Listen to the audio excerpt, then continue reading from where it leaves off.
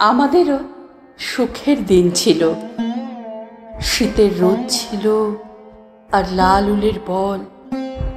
কালো বেড়াল ছানা সেই বল নিয়ে ছুটে বাগানে নেমে যেত। মা চৌকি ছেড়ে উঠে দাঁড়াতেন, তার কোল থেকে খসে পড়ত কলকাপার শাল। আর সেই সময় কড়া নড়ত। বাবা ফিরতেন, গায়ে দেশ জয়ের গন্ধ। হাতের ব্যাগ থেকে কোনোদিনও কবিরাজি কাটলেট বার হয়ে আসতো, তো কোনোদিনও ভেজে জামরুল। আমাদের অনেক সুখ ছিল। এবারের আম আচার কখনো কাকে ঠোকরায়নি, বড়ি কখনো ভাঙেনি শুকোবার আগে। আমরা স্পোর্টসে কমলা লেবু পেতাম, জিলিপিও। সবুজ ঘুড়ির মতো প্রগ্রেস রিপোর্ট বুকে চেপে দৌড়ে আসতাম। আমাদের কখনো লাল সিগনালে দাঁড়াতে হয়নি।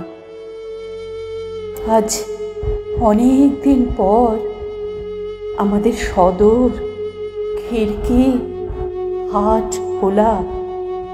শীতের হাওয়া চড়ে বেড়াচ্ছে ভবঘুরে গরুর মতন।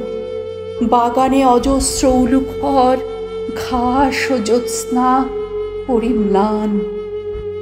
মায়ের কলকাপার শাল উবে গেছে। বাবা হাঁটেন না অনেক অনেক দিন। বিছানায় মেশা তাকে দেখে মনে হয় অন্য কেউ, অন্য কারো বেদনা।